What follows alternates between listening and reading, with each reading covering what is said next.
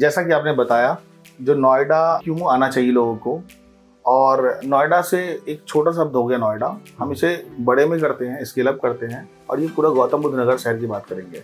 HNIs हैं, NRIs हैं, ये प्रेफर कर रहे हैं कि बेंगलोर में हम देखें और गुड़गांव में देखें। Mumbai is already over populated. जैसे आपको पता है, भारत 2036 में ओलंपिक की प्लानिंग कर रहा है। गवर्नमेंट ऑफ इंडिया ने इसके लिए बहुत सारे फंड्स और बहुत सारा मैन पावर्स लगाया हुआ। Hello everyone, my name is Abhishek Chaudhary. जैसे कि आप जानते ही हैं, हम इक्विटी प्लानर से हैं। आज हमारे साथ हैं मिस्टर आदित्य झा। आज हम बात करेंगे वाई नोएडा। नोएडा में हम क्यों इन्वेस्ट करना चाहिए, क्या अभी सर्कमस्टेंस है, क्या मार्केट की पॉजिटिविटी है, और दूसरा जो हमारे फेस्टिवल्स आ रहे हैं और जो चल रहे हैं उसका क्या इम्पैक्ट होगा हमारे नोएडा पर। सर धन्यवाद अभिषेक जी आपका। जैसा कि आपने बताया, जो नोएडा क्यों आना चाहिए लोगों को, और नोएडा से एक छोटा शब्द हो गया नोएडा, हम इसे बड़े में करते हैं, स्केल अप करते हैं और ये पूरा गौतम बुद्ध नगर शहर की बात करेंगे। नोएडा गौतम बुद्ध नगर शहर जो स्टार्ट हुआ था वो 17 अप्रैल 1976 से स्टार्ट हुआ था। एक जर्नी थी इस इंडस्ट्रियल डेवलपमेंट की। गवर्नमेंट का प्लान था जो इंडस्ट्रीज दिल्ली के बॉर्डर पे हैं उन सबको शिफ्ट किया जाए एक ही ऐसी लैंड पे जो दिल्ली के नज़दीक हो, जहाँ से लोग आके काम कर सकें और वापस जा सकें दिल्ली। तो नयन दत्त तिवारी जी और बेसिकली इसमें संजय गांधी जी का बहुत बड़ा योगदान है।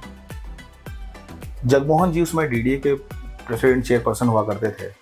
उन लोगों का अथक प्रयास, जगदीश खट्टर का नाम सुना होगा आपने, जिन्होंने मारुति को एक एज दिया। मारुति को आज जिस लेवल पे मारुति आज चल रही है भारत में, जापान और इंडियन गवर्नमेंट की पहले वो कोलैबोरेशन थी, बाद में गवर्नमेंट ने अपनी स्टेक को बेच दिया PSUs को। आज जापान के पास ही पूरी की पूरी मारुति का स्टेक है। आज वो मानेसर में प्लांट है, लेकिन कोशिश थी गवर्नमेंट की पहले जो मारुति नोएडा में डेवलप हो, इंडस्ट्री उसकी नोएडा में लगे। खैर वो तो अलग पुरानी बातें हो गई। धीरे धीरे करके ग्रेजुअली इंडस्ट्रियलाइजेशन नोएडा में आना स्टार्ट हुआ। लोग धीरे धीरे करके नोएडा की तरफ आने लगे। जब किसी भी जगह पे इंडस्ट्रीज आती है उस जगह पे लोग ऑटोमेटिक डेवलपमेंट स्टार्ट हो जाती है। डेवलपमेंट का एक प्रोसेस है। एक तो पहले इंडस्ट्रीज आई, इंडस्ट्रीज आने के बाद छोटे छोटे दुकान बने, छोटे छोटे दुकान बनने के बाद धीरे धीरे लोग वहाँ पे शिफ्ट होने लगे। लोग की घर की डिमांड बढ़ी। पहले ब्लू कलर लोगों ने घर लेना स्टार्ट किया, फिर व्हाइट कलर ने, क्योंकि एक इंडस्ट्रीज को चलाने के लिए बहुत सारे लोगों की ज़रूरत होती है। वो एक गेटकीपर से लेकर के उस मशीन को ऑपरेट करने तक से लेकर के एक CEO तक सबकी रिक्वायरमेंट घर की होती है। अपने परचेज के हिसाब से लोग घर परचेज करते हैं। किसी के लिए घर एक झोपड़ी भी हो सकती है और किसी के लिए एक मेंशन भी हो सकती है। बेसिक नीड है घर। जैसे हम रोटी, कपड़ा और मकान की बात करते हैं, हवा, पानी, ये तो भगवान की तरफ से गिफ्ट है। लेकिन जो शेल्टर है वो आज प्रीशियस है, क्योंकि ज़मीन सीमित है। पहले क्या था, पहले यदि हम 20-30 साल पीछे चले जाएं तो लोग इंडिविजुअल घर की तरफ फोकस करते थे। सबको अपना घर चाहिए, एक बाउंड्री हो, बाउंड्री की तरफ छोटे छोटे फूल लगे हुए हो, एक पोर्टिको हो जहाँ पे गाड़ी पार्क कर सके, वो स्कूटर हो, कार हो, कुछ भी हो सकती थी, और एक गार्डन के साथ हम घर में इंटर करते थे और सबको इंडिविजुअल फ्लोर का कॉन्सेप्ट था।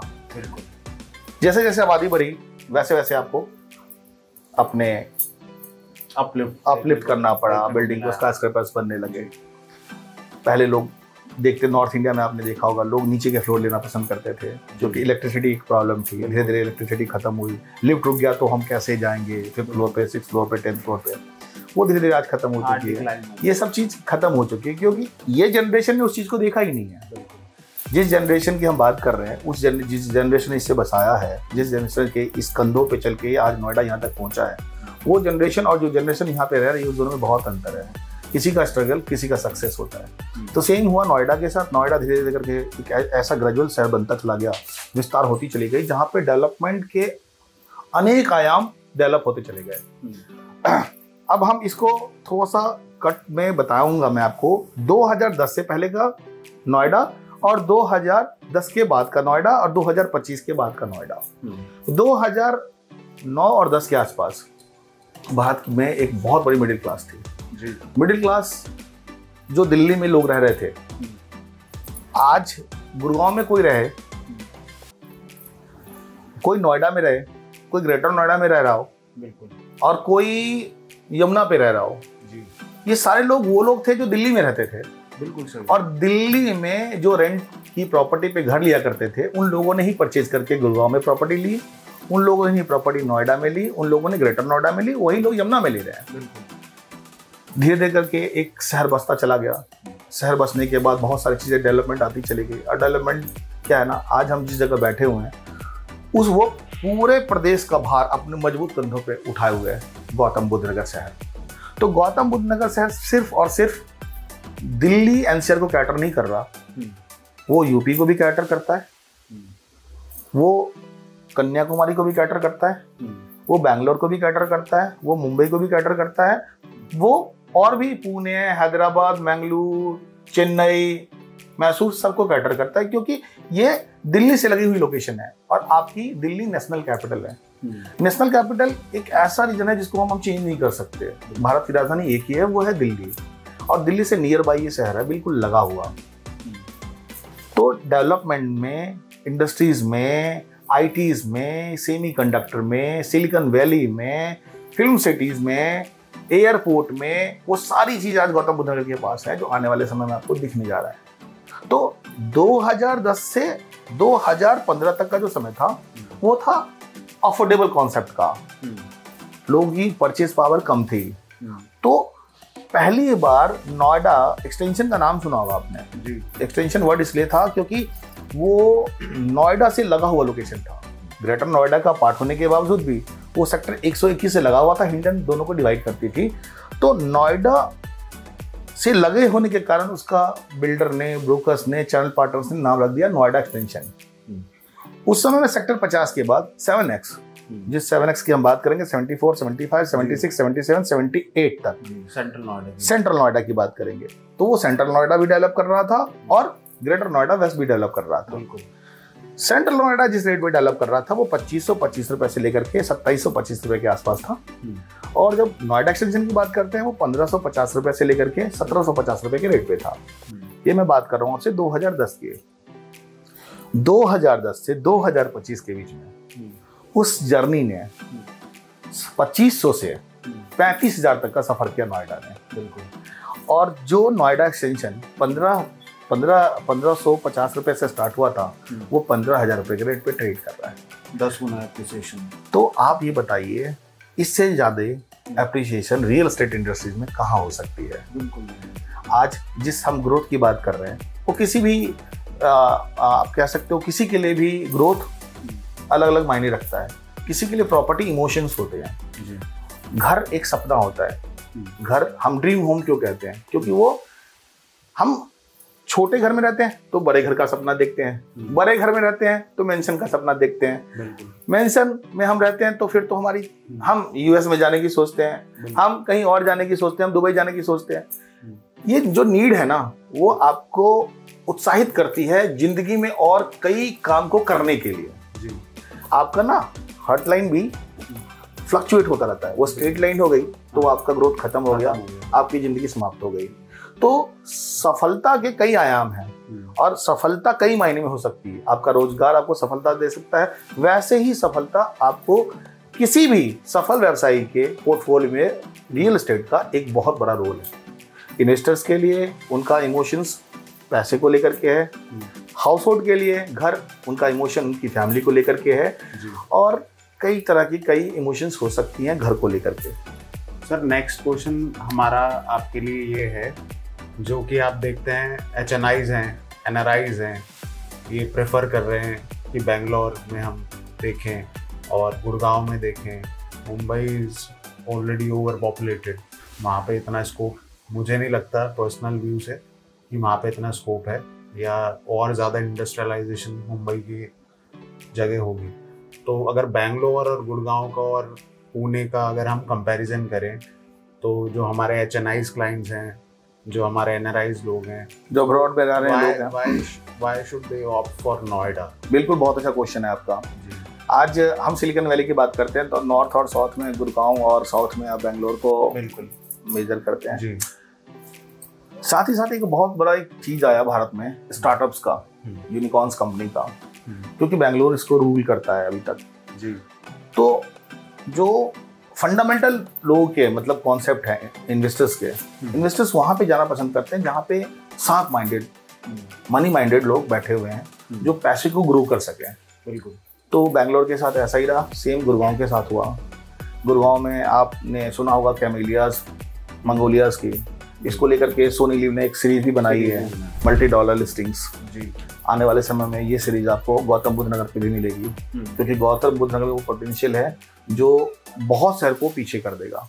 स्कैटर्ड है टुकड़ों में, किसी शहर का डेवलपमेंट है। बेंगलोर आईटीज के लिए, सिलिकॉन सिटी के लिए जाना जाता है। वहाँ पे उस लेवल का एयरपोर्ट तो है, इंटरनेशनल एयरपोर्ट भी है, लेकिन एशिया का लार्जेस्ट एयरपोर्ट नहीं है। बेंगलुरु के पास 1000 एकड़ में फिल्म सिटी नहीं है। बेंगलुरु में सिलिकॉन सिटी तो है, सेमीकंडक्टर का उस लेवल पे फैक्ट्रीज नहीं है। बेंगलुरु में स्टार्टअप्स तो थे, लेकिन और भी जो चीजें हैं जो डेवलप के आयाम रखते हैं। अभी वाटर लॉगिंग की बड़ी प्रॉब्लम हुई थी, पीछे आपने देखा था, सेम गुड़गांव में भी हुई थी, लेकिन गौतम बुद्ध नगर में ऐसा फील किसी को नहीं करना पड़ा। और जो इन्वेस्टर्स होते हैं वो बहुत स्मार्ट होते हैं, वो कहीं के भी इन्वेस्टर्स हों, वो नोएडा के इन्वेस्टर्स हों, बेंगलुरु के इन्वेस्टर्स हों, गुड़गांव के इन्वेस्टर्स हों, मुंबई के इन्वेस्टर्स हों, वो देखते हैं जो शहर कैसे ग्रो कर रहा है और उस ग्रोथ का रेशियो क्या है, वो क्या है, वो रेशियो मेरे प्रॉफिटेबिलिटी को मीट कर रहा है या नहीं कर रहा है। आज आपने जैसा कहा, जो ग्लोबली लोग इन्वेस्ट करते हैं। आज एक जब से वर्ल्ड वाइड इंटरनेट आया, इंटरनेट ने दुनिया को एक ग्लोबल विलेज में बदल दिया। आज आप कहीं से भी कहीं काम कर सकते हो। पहले लोग, एक छोटा सा उदाहरण देता हूँ, मेरठ, आज से 10 साल पहले मेरठ जाना एक टफेस्ट टास्क था दिल्ली के लोगों के लिए। 4 घंटे की ड्राइव होती थी, आप स्टक हो, जाम में फंसे हुए हो। आज गवर्नमेंट स्मूथ कर दी, 40 मिनट में आप दिल्ली से मेरठ हो और मेरठ से वापस दिल्ली आ सकते हो। रैपिड रेल भी आपके बहुत सारे लोग आपके कम्यूट करते हैं, कर रहे हैं। किसी भी शहर का इंफ्रा उसका बैकबोन होता है। बैकबोन पे आपकी पूरी जीडीपी, पूरी इकोनॉमी और पूरी अर्थव्यवस्था टिकी होती है। तो इंफ्रा मेरे हिसाब से गौतम बुद्ध नगर का बैकबोन है, बेसिक, जो इस शहर को एनसीआर में सबसे अलग करता है। आप देखो, इससे बेहतरीन कहीं पे रोड नहीं मिलेगी आपको, इससे बेहतरीन आपको सर्विस रोड नहीं मिलेगी आपको। सेक्टर रोड ऐसे बेहतरीन है जो कहीं पे आपको मिलेगी नहीं। विस्मित होते हैं लोग जब आते हैं बेंगलोर से, गुड़गांव से, और या तो आपके मुंबई से। मुंबई वाले तो परेशान हो जाते हैं, इतने बड़े तो रोड हमारे हैं नहीं, जितनी बड़ी तो आपकी सर्विस रोड है। तो ये जो इंफ्रा है वो बैकबोन है। और खास करके अब जो डेवलपमेंट हो रही है, आज जो डेवलपमेंट हो रही है गौतम बुद्ध नगर में, हर एक आप देखेंगे प्राइम मिनिस्टर्स हर एक वीक में, हर एक 15 दिन पे नोएडा, ग्रेटर नोएडा आते हैं और डेवलपमेंट के हर एक नए एक आयाम आपको मिलते जा रहे हैं। तो ये आयाम बेसिकली क्या करता है, किसी भी शहर को बूस्ट करता है इकोनॉमी के रूप में। यदि आपने आज का पेपर देखा हो, कल का पेपर देखा हो, परसों का, ये ग्रोथ स्टोरी से भरी हुई है गौतम बुद्ध नगर पे। तो इन्वेस्टर्स, जैसे मैंने बताया, इन्वेस्टर्स बहुत चालाक हैं, very sharp minded. Money matters में वो बहुत इजी, क्विक कैलकुलेशन और मैथमेटिक्स उनका बहुत स्ट्रांग है। आज जैसे हम बात करेंगे यमुना को लेकर भी, इसमें थोड़ा सा ऐड ऑन करते हैं। आपको पता है यमुना में जितने इन्वेस्टर्स हैं उसके 60% इन्वेस्टर दिल्ली से हैं, और दिल्ली में भी 70% से 80% वो लोग हैं जो चांदनी चौक चावड़ी बाजार में रहते हैं। They are sharp minded, they are very visionary. उन्होंने देख लिया है जो बेसिकली यमुना का डेवलपमेंट कैसे होने वाला है, उसमें लैंड लेना क्या बेहतरीन इन्वेस्टमेंट है। क्योंकि यमुना ही एक ऐसी जगह है जहाँ पे 4000 मीटर के प्लॉट हैं। 4000 मीटर में आप क्या बनाओगे, सोच सकते हो आप? 4000, 2000, 1000, 500, 300 मीटर के प्लॉट हैं। सेक्टर 20 में है। एयरपोर्ट आपका 30 अक्टूबर से ऑपरेशनल होने वाला है। इंडस्ट्रीज ऑलरेडी सेटअप हो रही है। जैसे आपको पता है, भारत 2036 में ओलंपिक की प्लानिंग कर रहा है। गवर्नमेंट ऑफ इंडिया ने इसके लिए बहुत सारे फंड्स और बहुत सारा मैन पावर्स लगाया हुआ। पीटी उषा जी, जिनके बारे में पूरा भारत जानता है, वो उसकी चेयरपर्सन है। तो हम प्लानिंग कर रहे हैं जो ओलंपिक हो हमारे यहाँ, और ओलंपिक जैसा इवेंट आपके किसी भी कंट्री को बूस्ट देता है, वो आपको एज देता है, एक रिकॉग्निशन देता है। वैसे भारत को रिकॉग्निशन की जरूरत नहीं है, लेकिन क्या है ना, ऐसी खेल पूरी अर्थव्यवस्था को एक अलग आयाम देता है। तो 2036 के लिए हम प्लान कर रहे हैं, उसमें बहुत बड़ा रोल रहेगा गौतम बुद्ध नगर शहर का, अहमदाबाद का, क्योंकि दिल्ली बड़ा कंजेस्टेड है। कॉमनवेल्थ गेम में आपने देखा होगा, आप लोगों ने भी फील किया होगा, कॉमनवेल्थ गेम में लोगों को बहुत प्रॉब्लम हुई थी, क्योंकि हम जिस रूट को यूज़ करते उस पर पेनल्टी थी। यदि हमने उसको क्रॉस किया, येलो पट्टी को, लाल पट्टी को, तो एक फ़ाइन था जो आप पे इम्पोज होती थी।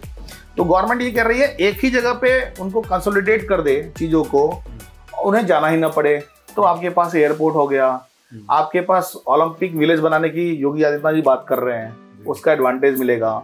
तो ये सारी चीज़ें हैं जो और भी आपको चार चांद लगाने की कोशिश करेगी गौतम बुद्ध नगर शहर में। जी सर, नेक्स्ट क्वेश्चन हमारा रहेगा कि जो हमारे दिल्ली एनसीआर के बाहर के इन्वेस्टर हैं, जो लोग लेना चाहते हैं, वो कैसे ले, और जो हमारे एचएनआईज एनआरआईज जो बाहर के लोग हैं, वो कैसे इन्वेस्ट कर सकते हैं यहाँ पे? क्या कौन सी हमारी अल्ट्रा लग्जरी प्रॉपर्टीज़ हैं, कौन सी हमारी लग्जरी प्रॉपर्टीज़ हैं जिसमें वो इन्वेस्ट कर सकते हैं, एक अच्छा प्रॉफिट कमा सकते हैं? आज तो ये मेरे लिए बहुत ईजी हो जाएगा कहना, या आप में से बहुत सारे लोगों ने देखा होगा, या तो आप कल संडे में जरूर इसे देखेंगे। आपसे गुजारिश है, आप इसे जरूर देखना। अभी Asia cricket club, Asia cup चल रहा है जी। उस एशिया कप में आपने देखा होगा जो सोनी एक मैच के बीच में एक ग्लास के फसाड दिखाती है नाइट विजन के साथ जी। वो दिखाती है जैकब, आपने ट्विस्ट करके देखा होगा, जैकब एंड को देखा होगा, एली साहब को देखा होगा, बोस को देखा होगा। ये सौभाग्य है इस गौतम बुद्ध नगर शहर का, आपको बहुत जल्दी कम समय में ये सारे प्रोजेक्ट दिखने लगेंगे।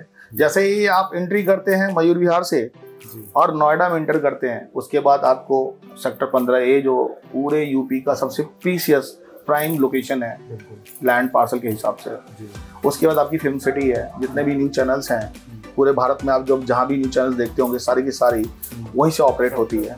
उसके बाद हम आते हैं 94 की तरफ, जहाँ पे एमसीएम कलीनन ऑलरेडी बना रहा है अपना कमर्शियल रेसिडेंशियल अपार्टमेंट। उसके थोड़ा सा आगे बढ़ते हैं, एटीएस का नाइट ब्रिज आता है। ये तो पुरानी कंस्ट्रक्शन हो गई, नई कंस्ट्रक्शन की बात करते हैं। एमसीएम के 2 प्रोजेक्ट आ रहे हैं जो जिनका फसाड आपको दुबई की फील कराएगा। जैकब एंड को, एली साहब, ये दोनों आने वाले हैं। इसके अलावा मैक्स 105 में अपनी प्रॉपर्टी लेके आने वाला है। बहुत ऐसे नाम जो गुड़गांव में थे, उन लोगों ने जमीन परचेज करी है, उनके स्काईस्क्रैपर आपको दिखने लगेंगे। तो ऐसी ग्लास का फसाड आपको दिखेगा जो मैस्मराइजिंग कर देगा आपको, जैसे हम दुबई को फील करते हैं आज। जो हम ग्लास के फसाड देखते हैं दुबई में, वो आपको नोएडा में दिखने लगेगा। तो जितने इन्वेस्टर्स देख रहे हो, जो भारत में देख रहे हो, जो भारत से बाहर देख रहे हो, उन सब के लिए ऑप्शंस हैं अभी। इस आज का सोच, कल का सक्सेस, आज का इन्वेस्टमेंट, कल का रिटर्न।